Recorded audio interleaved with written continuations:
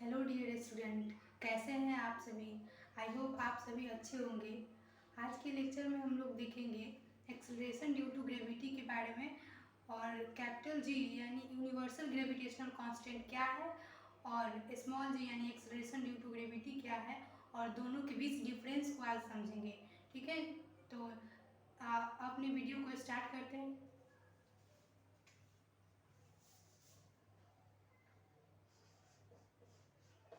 Acceleration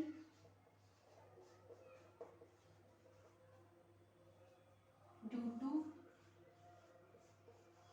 gravity.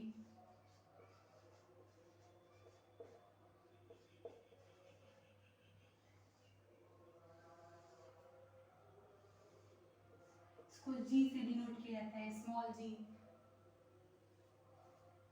इसको कैसे define करेंगे? The acceleration gained by an object the acceleration gained by an object due to gravitational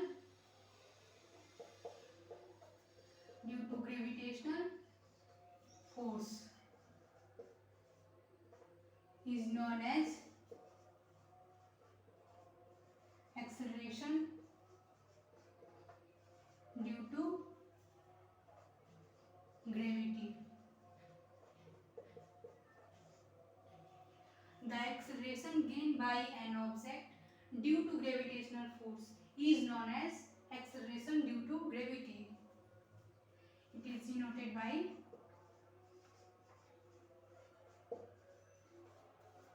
small g. Its SI unit is meter per second square. It has both magnitude and direction. क्या लिखे?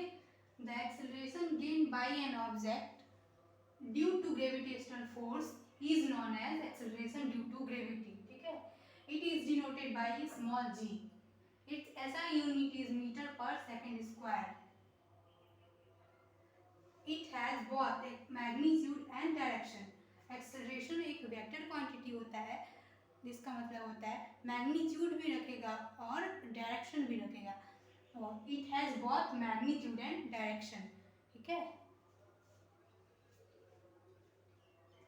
General formula को देंगे acceleration due to gravity का general formula क्या होता है। ठीक है,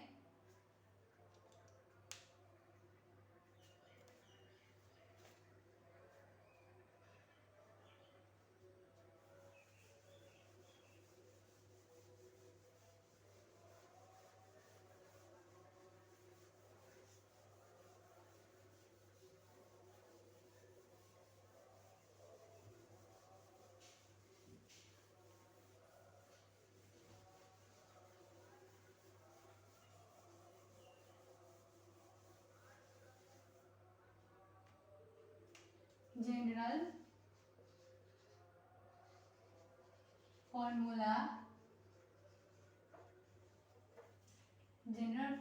ऑफ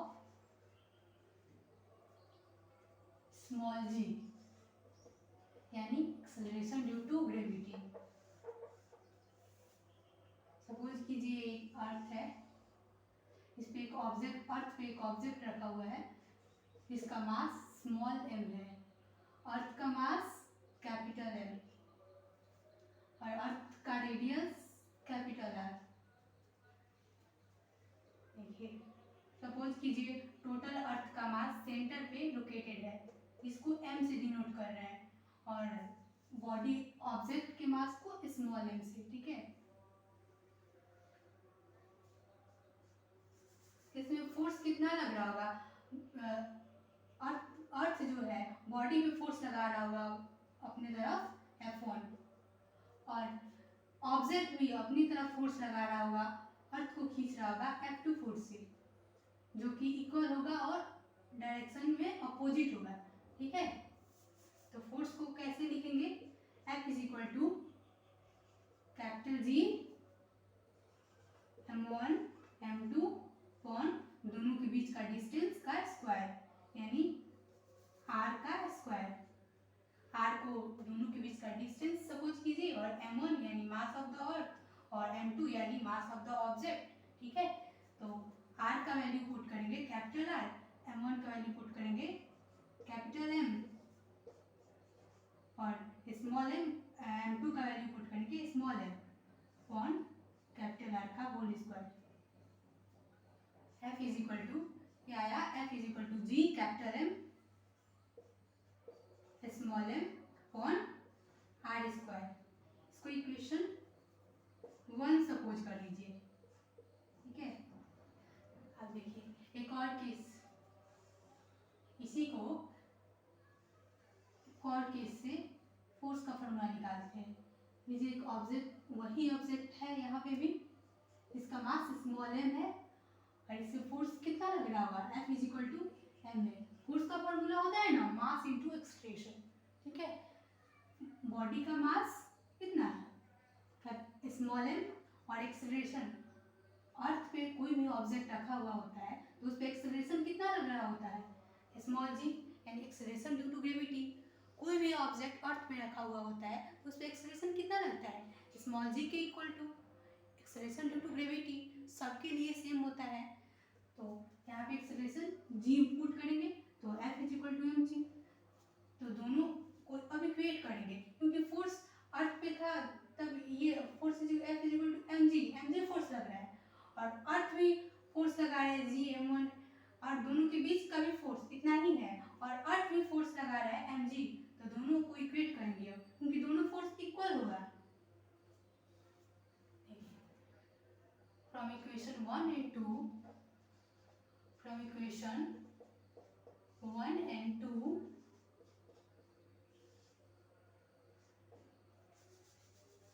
दोनों को इक्वेट कीजिए। Capital G capital M small upon R square is equal to mg। देखिए ये फोर्स आया जो ऑब्जेक्ट लगा रहा था,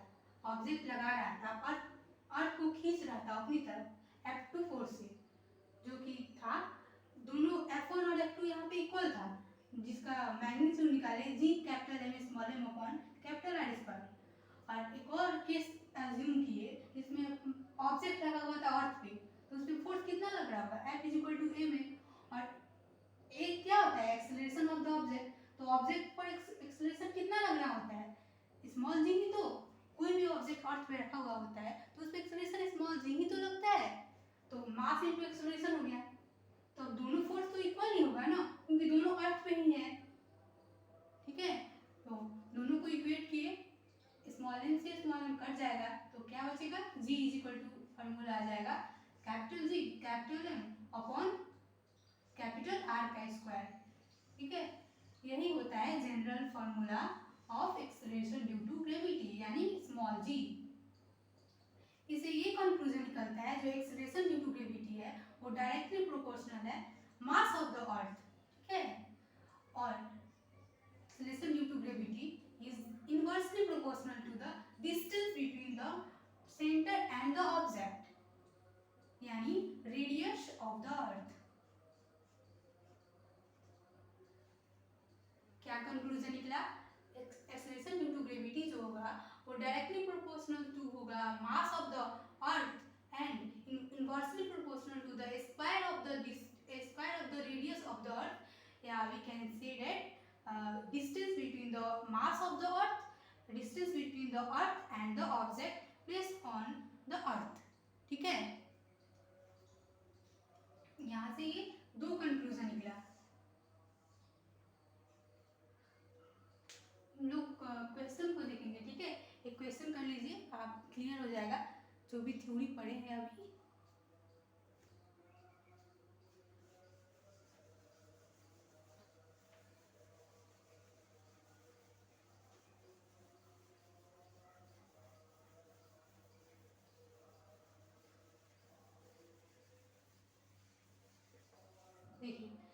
एक्सेलरेशन ड्यू टू ग्रेविटी का जनरल फार्मूला आ गया आपका कितना, capital G capital M upon R square. देखिए यहाँ पे ना तो मास ऑब्जेक्ट का मास दिख रहा है और ना ही और कुछ ना ही ऑब्जेक्ट का रेडियस, ठीक है, वो अर्थ का ही रेडियस दिख रहा है। तो यहाँ से हम लोग कह सकते हैं कि एक्सेलरेशन ड्यू टू जो ग्रेविटी होगा यानी स्मॉल जी का वैल्यू होगा सभी ऑब्जेक्ट के लिए सेम रहेगा। जब कोई भी ऑब्जेक्ट अर्थ पे रखा हुआ होगा तो एक्सेलरेशन ड्यू टू जो ग्रेविटी एक्सेलरेशन जो बॉडी पे लग रही होगी वो सबके लिए सेम रहेगा, चाहे वो डिफरेंट मास का ऑब्जेक्ट हो या फिर सेम मास का, ठीक है। प्लैनेट टू प्लैनेट वेरी करता है स्मॉल जी का वैल्यू, वो हम लोग अभी देखेंगे, लेकिन अभी है कि सभी ऑब्जेक्ट के लिए एक्सेलरेशन ड्यू टू ग्रेविटी जो होगा वो सेम रहेगा, वेरी नहीं करेगा, कांस्टेंट रहेगा, ठीक है। जब ऑब्जेक्ट अर्थ पे रहेगा, ठीक है। देखिए एक क्वेश्चन है, एक प्लैनेट है, ठीक है, एक प्लैनेट है, अर्थ को छोड़कर कोई दूसरा प्लैनेट है जिसका जो मास है वो क्या है, मास ऑफ द अर्थ के आधा है, अर्थ के मास के, मान लीजिए अर्थ का मास, ये प्लैनेट का मास है, अर्थ के मास का आधा है और उसका जो रेडियस है, रेडियस ऑफ द प्लैनेट वो क्या है 4 इंटू रेडियस ऑफ द अर्थ।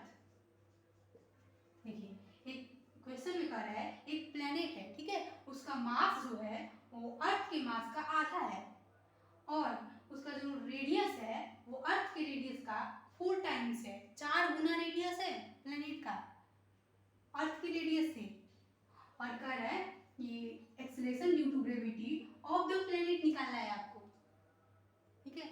अभी फॉर्मूला क्या देखिए हम लोग, इसका सॉल्यूशन देखिए। अभी फॉर्मूला देखिए, g acceleration due to gravity का फॉर्मूला होता है capital G capital M upon R square. तो यहाँ पे एम जो लेंगे वो प्लैनेट का मास लेंगे, प्लैनेट का मास, जिस प्लैनेट पे ऑब्जेक्ट रखा हुआ है उस प्लैनेट का मास लेंगे, ठीक है। तो जी का फॉर्मूला हो जाएगा स्मॉल जी का capital G mass of the planet, planet का एक्सेलरेशन ड्यू टू ग्रेविटी निकालना है ना, तो प्लैनेट का मास लेंगे ना, प्लैनेट का mass, mass into planet divided by radius of the planet, radius of the planet, क्योंकि एक्सेलरेशन ड्यू टू ग्रेविटी ये तो अर्थ का हो गया, अर्थ से ना लगा रहा है ऑब्जेक्ट पे, अब ये प्लैनेट का क्वेश्चन में कह रहा है प्लैनेट का एक्सेलरेशन ड्यू टू ग्रेविटी निकालना है, तो उसके लिए प्लैनेट का मास पुट करेंगे और उसका रेडियस पुट करेंगे। तो उस क्वेश्चन में दिया हुआ है मास of the planet is the half of the mass of the earth divided by radius of the planet का स्क्वायर।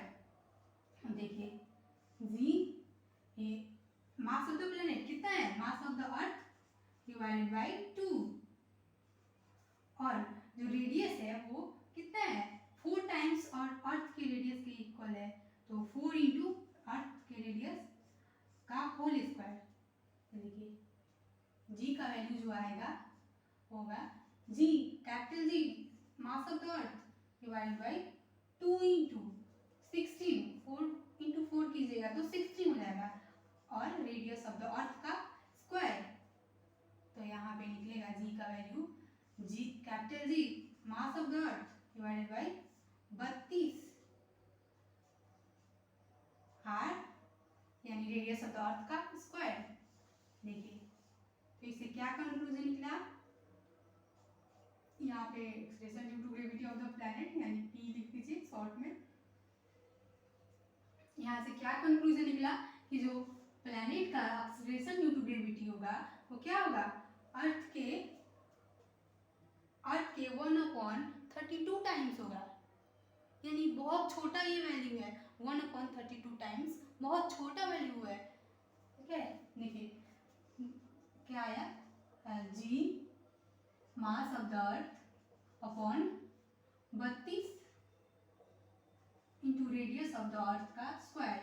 देखिए यहाँ सेम वैल्यू है, ये क्या है acceleration due to gravity of the earth, तो यहाँ पे भी ये क्या हो जाएगा acceleration due to gravity of the earth यानी जीई। तो जीपी जो निकला यानी acceleration due to gravity on the planet या ऑफ द प्लैनेट क्या निकला GE/32, यानी एक्सेलरेशन जो होगा प्लैनेट पे वो क्या होगा, अर्थ पे जितना एक्सेलरेशन होगा उसका 1/32 टाइम्स होगा। ठीक है, बहुत स्मॉल वैल्यू आएगा जो प्लैनेट का आएगा एक्सेलरेशन ड्यू टू ग्रेविटी, वो क्या होगा, बहुत कम होगा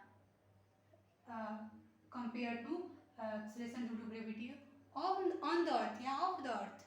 ठीक है, जितना एक्सेलरेशन अर्थ लगा रहा होगा एक ऑब्जेक्ट पे, जब वो ऑब्जेक्ट अर्थ पे रखा हुआ होता है उससे 32 टाइम्स, 32 से डिवाइड कीजिएगा तब क्या आएगा, एक्सेलरेशन आएगा जो कि प्लैनेट लगा रहा होगा ऑब्जेक्ट पे, जब हम लोग ऑब्जेक्ट को रखते हैं प्लैनेट पे। ठीक है, बहुत स्मॉल वैल्यू होगा, स्मॉल वैल्यू है ये GE/32।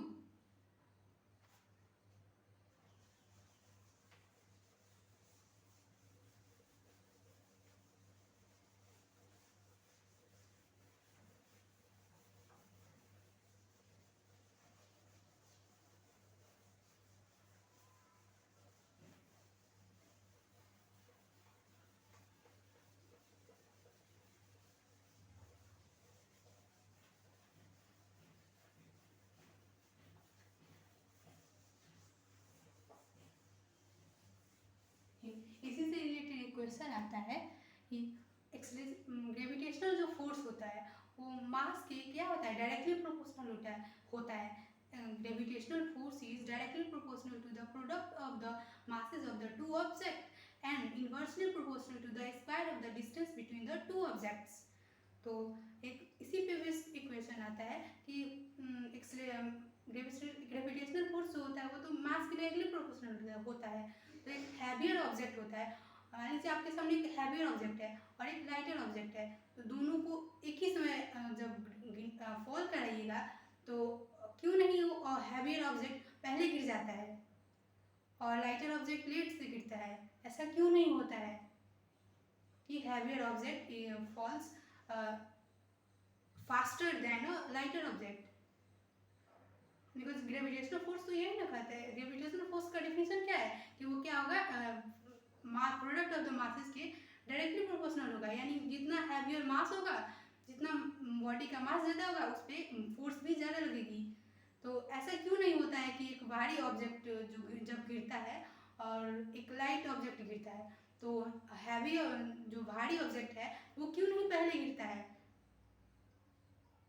ठीक है, एक यही क्वेश्चन है। तो ऐसा इसलिए नहीं होता है क्योंकि बॉडी पे मान लीजिए एक हैवियर ऑब्जेक्ट है, इसका मास ज़्यादा है और सपोज कीजिए इसका मास m1 है और इसका मास क्या है, m2 है यहाँ, और m1 क्या है, ग्रेटर देन m2, यानी m1 जो है हैवियर है देन m2 के। तो ये क्यों नहीं इसका स्पीड फास्ट होगा इसके कंपैरिजन और कम समय में पहुंच जाएगा ग्राउंड पे, ऐसा क्यों नहीं होगा? यही क्वेश्चन है आपका। तो इसका रीजन होगा क्योंकि एक्सेलरेशन ड्यू टू जो ग्रेविटी होता है, यानी अर्थ जो है ऑब्जेक्ट पे एक्सेलरेशन जो लगा रहा होगा, जितने एक्सेलरेशन से वो ग्राउंड पे गिरेगा वो दोनों के केस में क्या होगा, सेम होगा। ठीक है, दोनों के केस में सेम होगा, इसलिए दोनों सेम समय में गिरेगा, टाइम दोनों का सेम लगेगा, दोनों का स्पीड भी सेम होगा। ऐसा नहीं कि इसका मास ज़्यादा है और इसका मास कम है तो इसका स्पीड ज़्यादा होगा क्योंकि इस पर फोर्स ज़्यादा लग रही होगी, ऐसा कुछ नहीं है। क्योंकि एक्सेलरेशन जो अर्थ लगाता है एक्सेलरेशन वो क्या होता है, दोनों के कोई भी ऑब्जेक्ट लीजिए सेम होता है, वो दोनों के ऑब्जेक्ट के मास पे डिपेंड नहीं करता है, वो खुद अपने मास पे डिपेंड करता है, अर्थ के मास पे डिपेंड करता है और अर्थ के रेडियस पे डिपेंड करता है। ठीक है, ऑब्जेक्ट से उसको कोई लेना देना नहीं है, कोई भी ऑब्जेक्ट है वो एक्सेलरेशन सेम ही लगाएगा, इसलिए दोनों सेम टाइम में ग्राउंड पे गिरता है और सेम स्पीड से भी गिरता है। ठीक है, तो ऐसा भ्रम में मत रहिएगा कि एक ऑब्जेक्ट है जिसका मास कम है और एक ऑब्जेक्ट है जिसका मास ज़्यादा है और दोनों को फॉल कराइएगा तो जो हैवियर है वो पहले गिर जाएगा और जो लेस है जिसका मास वो लेट से गिरेगा, ऐसा कुछ नहीं होता है। एक कागज़ के टुकड़ा को बॉल के आकार में से बना लीजिए और एक आयरन के बॉल को, दोनों को गिराइए ग्राउंड पे, तो दोनों क्या होगा, सेम टाइम में ग्राउंड पे गिरेगा। ऐसा नहीं होगा कि जो लोहे का बॉल है वो कम समय में गिर जाएगा और एक कागज़ का बॉल बनाए थे वो ज़्यादा समय लेगा। ऐसा नहीं होगा, क्योंकि दोनों पे जब फॉल कराइएगा तो दोनों सेम एक्सेलरेशन से ग्राउंड पे गिरेगा। अर्थ सेम लगा रही होगी फोर्स, ठीक है। अर्थ के द्वारा जो एक्सेलरेशन लग रही होगी, बॉडी जो गेन कर रहा होगा एक्सेलरेशन, वो दोनों के केस में सेम रहेगा। इसलिए दोनों को टाइम सेम लगेगा अर्थ पे आने के लिए और वेलोसिटी भी सेम रहेगा दोनों का, ठीक है। आई होप आपको क्लियर हो गया होगा। इसी से रिलेटेड एक और क्वेश्चन आता है कि why a sheet of paper falls slower than that one is crumpled into a ball. जैसे एक शीट ऑफ पेपर लीजिए, एक पेपर का शीट लीजिए, ठीक है, एक कागज़ को फाड़िए और उसको फॉल कराइए ग्राउंड पे, और एक वही कागज़ को बॉल के शेप में कर लीजिए और उसको गिराइए ग्राउंड पे। तो जो बॉल के शेप में बनाए हैं वो क्या होगा, उसमें समय कम लगेगा ग्राउंड पे आने के लिए, और एक शीट ऑफ जो पेपर था, पेज था, उसको ग्राउंड पे गिरने के लिए समय ज़्यादा लग जाएगी। उसका स्पीड जो होगा स्लो होगा in comparison to crumpled ball. क्यों? बिकॉज जो पेज होगा उसका साइज क्या होगा, लार्ज होगा, ठीक है। सॉरी, देखिए जो पेज होगा उसका साइज लार्ज होगा, उसका वॉल्यूम ज़्यादा होगा, तो उस पर एयर रेजिस्टेंस, जब वो ग्राउंड पे गिर रहा होगा तो उस पर एयर रेजिस्टेंस ज़्यादा लग रही होगी, एयर फ्रिक्शन लग रहा होगा। इसलिए उसका स्पीड, जो कि रेजिस्टेंस का तो काम ही होता है कि वो ऑब्जेक्ट के स्पीड को क्या करता है, डिक्रीज करता है। तो फ्रिक्शनल फोर्स का भी यही कार्य होता है कि वो मोशन, ऑब्जेक्ट के मोशन को अपोज करता है। तो ऑब्जेक्ट जब गिर रहा होगा, जब पेज गिर रहा होगा अर्थ पे, तो उस पर फ्रिक्शन लग रही होगी, और फ्रिक्शन लग रही होगी तो उससे वो क्या करता है, उसका स्पीड का डिक्रीज करेगा, स्पीड को डिक्रीज करेगा उसका वॉल्यूम भी ज़्यादा है पेज का। पेज ऐसे ही तो होता है, सपोज कीजिए ये पेज है, और एक इसी को पेज को बॉल के शेप में कर लिए, ये हो गया, तो इसका साइज लार्ज है, तो इसलिए इस पे एयर रेजिस्टेंस क्या लग रही, एयर रेजिस्टेंस लग रही होगी ज़्यादा इन कंपैरिजन टू दिस, इससे कम लग रही होगी, इसलिए इसको परेशानी नहीं आएगी, ये जल्दी गिर जाएगा ग्राउंड पे इसकी अपेक्षा, ठीक है। तो इसका रीजन क्या हो जाएगा, क्योंकि due to air resistance, a sheet of paper, due to air resistance, air friction is acted upon the sheet of paper because its size is large in comparison to crumpled ball. So the time taken to reach the ground by the sheet of paper is greater than that one is crumpled into a ball, ठीक है।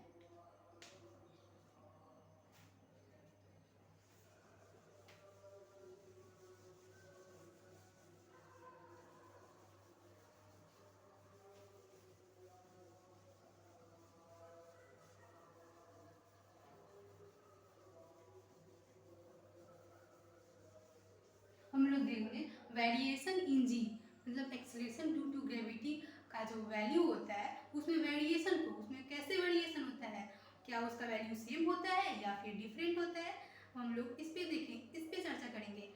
देखिए variation in जी,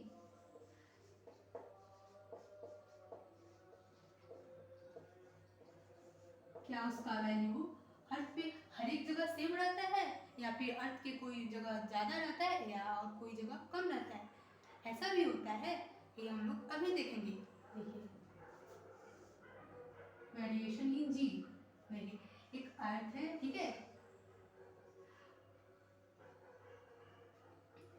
अर्थ जो होता है उसका shape एकदम spherical नहीं होता है, अर्थ जो होता है वो उसका शेप चपटा होता है, चपटा होता है अर्थ का शेप, ठीक है, यानी पूर्ण रूप से गोलाकार नहीं होता है, कुछ ऐसा होता है अर्थ,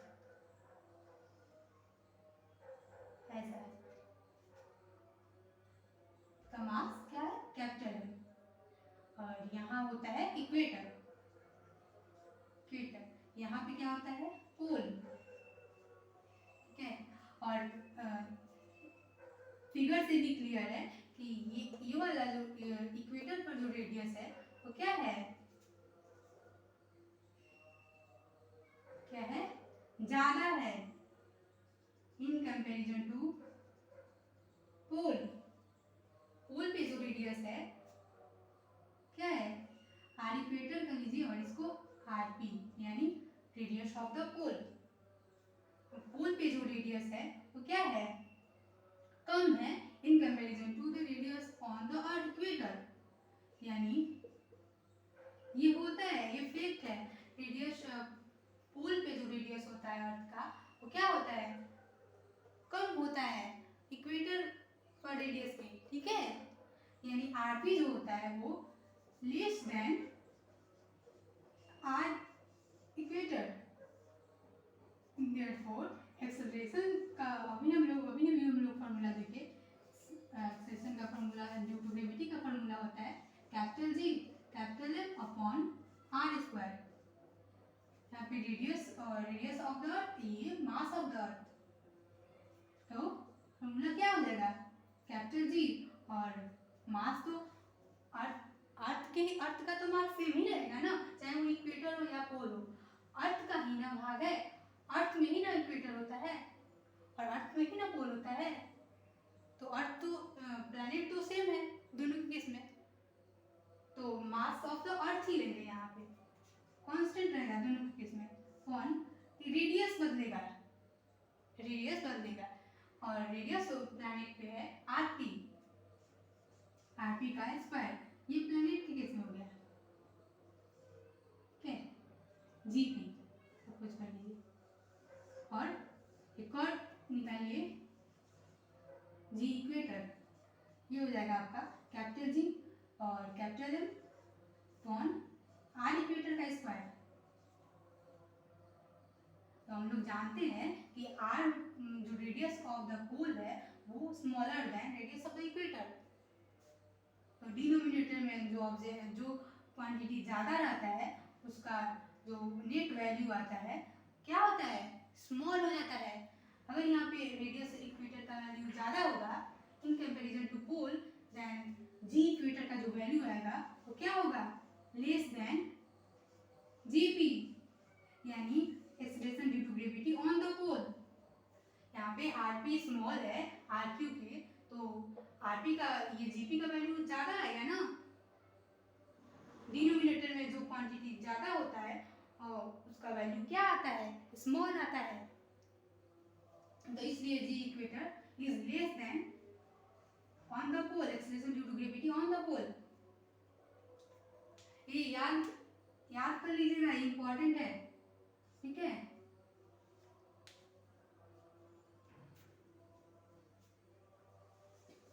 देखिए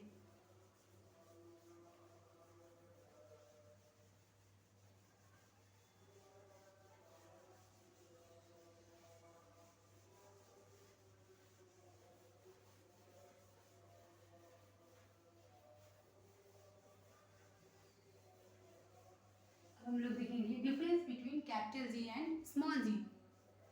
कैपिटल जी और स्मॉल जी के बीच क्या डिफरेंस है, देखिए डिफरेंस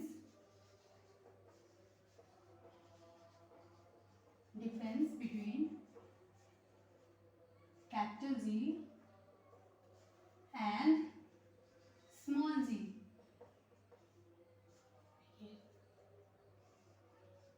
कैपिटल जी और small ji,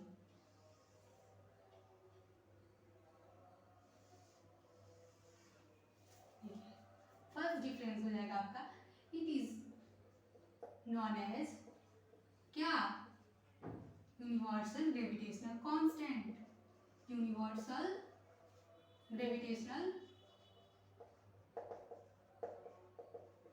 constant, it is known as क्या, acceleration due to gravity, acceleration due to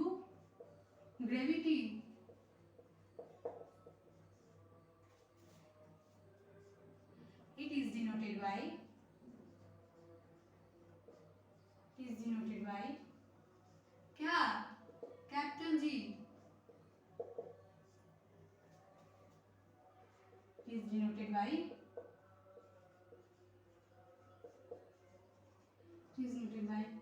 small g. क्या है? its value is constant. Its value is constant.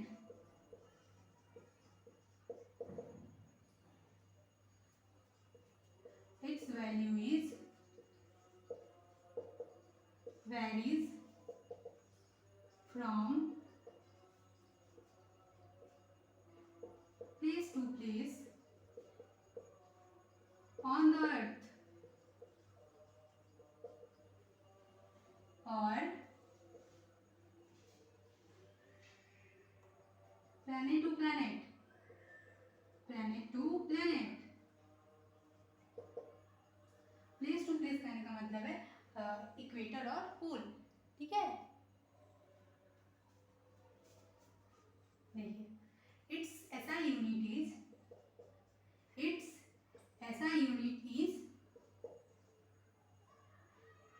क्या न्यूटन मीटर स्क्वायर और kg square. Newton metre square और kg square and its SI unit is metre per second square. Acceleration का ऐसा unit क्या होता है? Metre per second square. देखिए its value, इसका वैल्यू कांस्टेंट होता है और वैल्यू होता है क्या? Value is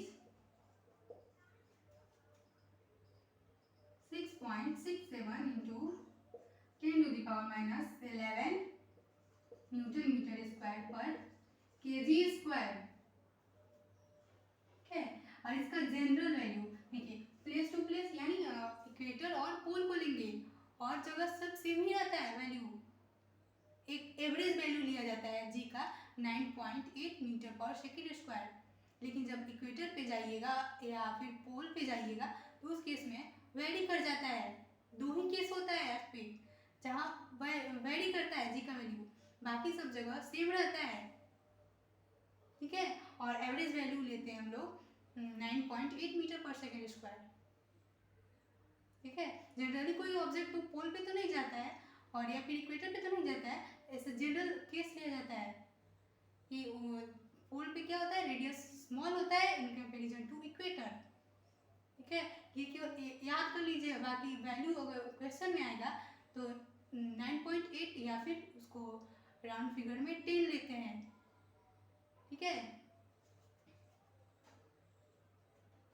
it's value is, value very करता है या फिर वैल्यू पुट कर सकते हैं. क्वेश्चन में आता है, दिया रहता है value is 9.8 metre per second square. Average value bracket में लिख देते हैं एवरेज वैल्यू. ठीक है, ये तो डिफरेंस होता है. फर्स्ट डिफरेंस क्या है? It is known as universal gravitational constant. It is known as acceleration due to gravity.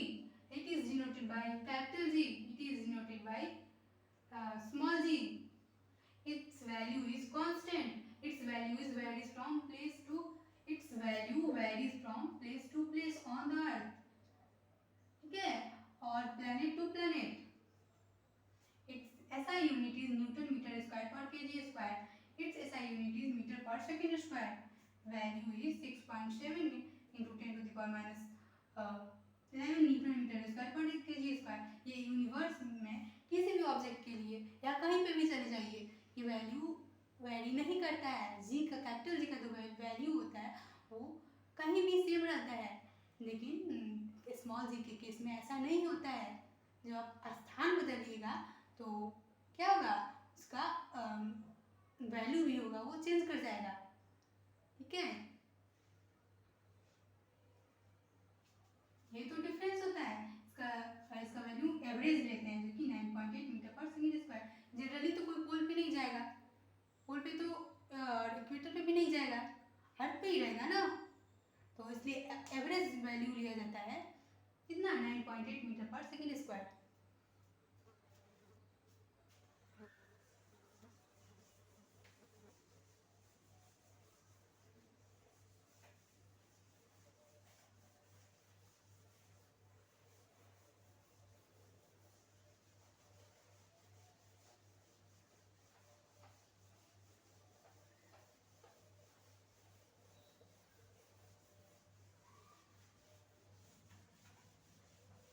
अभी हम लोग क्वेश्चन को देखेंगे, ठीक है।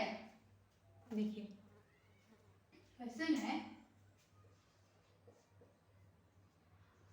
अ मैन, या फिर बोल देते हैं, ठीक है। एक मैन है यानी एक आदमी है जो कि क्या क्या किया, सपोज कीजिए आदमी का नाम राम है और राम ने क्या किया, कुछ गोल्ड को, फ्यू ग्राम्स ऑफ गोल्ड पोल पे खरीदा, क्योंकि उसके फ्रेंड ने उससे कहा कि तुम गोल्ड सोना खरीद लो। जब वो पोल पे था, राम जब पोल पे था तो उसका फ्रेंड श्याम ने उससे कहा गोल्ड कुछ खरीद लो मेरे लिए, फ्यू ग्राम्स ऑफ गोल्ड। तो उसने गोल्ड खरीद लिया और जब वो मिला, उसका फ्रेंड कहाँ था, जो श्याम था वो इक्वेटर पे था। जब दोनों मिले तो उसने, राम ने क्या किया, गोल्ड को दे दिया श्याम को। तो क्वेश्चन है कि क्या श्याम उस गोल्ड के वेट से संतुष्ट होगा, एग्री होगा, या फिर कहेगा कि ये कम है या ज़्यादा है, ऐसा कुछ होगा। यही आपका क्वेश्चन है। देखिए अभी भी हम लोग पढ़े कि वेट जो होता है, एक्सेलरेशन ड्यू टू ग्रेविटी जो होता है, वो पोल पे क्या होता है, ज़्यादा होता है इक्वेटर से। तो जब जी का वैल्यू ज़्यादा होगा तो उस पर फोर्स भी लग रही है, या उसका जी का वैल्यू जब ज़्यादा हो जाएगा तो वेट क्या हो जाएगा, ऑटोमेटिक ज़्यादा हो जाएगा, क्योंकि वेट का फॉर्मूला होता है mg, mass into acceleration due to gravity. तो जब ये ऑब्जेक्ट पोल पे रहेगा तो उस केस में जी का वैल्यू ज़्यादा हो जाएगा इक्वेटर से, तो वेट भी ज़्यादा हो जाएगा पोल पे। यानी जब श्याम ने कहा उससे कि कुछ फ्यू ग्राम्स ऑफ वेट ले लो राम, जब वो पोल पे था, राम कौन पोल पे था, राम, और इक्वेटर पे कौन था, श्याम। तो श्याम ने कहा राम से कि तुम कुछ 200 ग्राम गोल्ड खरीद लो, तो उसने खरीद लिया। जब वो इक्वेटर पे आएगा तो वही 200 ग्राम कम हो जाएगा, 200 नहीं रहेगा, 200 से कम हो जाएगा, due to variation in acceleration due to gravity. तो वो एग्री नहीं होगा, वो बोलेगा कि तुमने कम लाया है गोल्ड, तुमने मुझसे धोखा किया, वो एग्री नहीं होगा, ठीक है। उस गोल्ड से एग्री नहीं होगा, कौन, श्याम। क्लियर हुआ आंसर? हाँ तो ठीक है। देखिए अभी एक और क्वेश्चन है, and what is the weight of the object on the earth, on the centre of the earth of radius capital R. मतलब ऑब्जेक्ट जो होगा, जब ऑब्जेक्ट सेंटर पे होगा, अर्थ के सेंटर पे होगा, जब ऑब्जेक्ट, कोई भी ऑब्जेक्ट, तो उस पर फोर्स कितना लग रही होगी, या उसका वेट कितना होगा। जब वो अर्थ के सेंटर, मान लीजिए कोई ऑब्जेक्ट अर्थ के सेंटर पे चला जाए तो वहां पे उस ऑब्जेक्ट का वेट कितना होगा, यही क्वेश्चन है। तो देखिए एक अर्थ कंसीडर कीजिए और ये रहा अर्थ का सेंटर, यहाँ जहाँ मास लोकेटेड रहता है, सेंटर ऑफ मास m। तो ऑब्जेक्ट जब यहाँ पे होगा तो इस पे देखिए फोर्स चारों तरफ लग रही होगी, इधर भी चारों तरफ हर एक डायरेक्शन में। तो नेट फोर्स क्या हो जाएगा ऑब्जेक्ट पे, 0। Net force on the object क्या हो जाएगा, 0। क्यों, कि जब अर्थ पे सेंटर पे रहेगा ऑब्जेक्ट, यहाँ पे सपोज कीजिए यहाँ पे ऑब्जेक्ट था, तो यहाँ पे तो mg, mass of the object into acceleration into gravity. लेकिन जब ऑब्जेक्ट सेंटर पे आ जाएगा तो उसका मास चारों तरफ लग रहा होगा,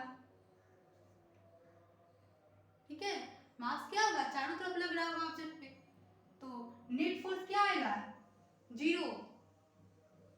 ठीक है, नेट फोर्स जीरो आ जाएगा, इसलिए इसका वेट क्या होगा, सेंटर पे जीरो हो जाएगा। वेट का formula F is equal to m a, F is equal to होता है ना एम ए, तो F is equal to m a होता है, तो एक्सेलरेशन ड्यू टू ग्रेविटी क्या है, जी। ठीक है, और ये भी तो mg तो वेट के इक्वल होता है ना। ठीक है, इसलिए सेंटर पे, अर्थ के सेंटर पे जब ऑब्जेक्ट को रखेंगे तो उस पर नेट फोर्स क्या होगा, जीरो होगा, इसलिए उसका वेट जीरो हो जाएगा।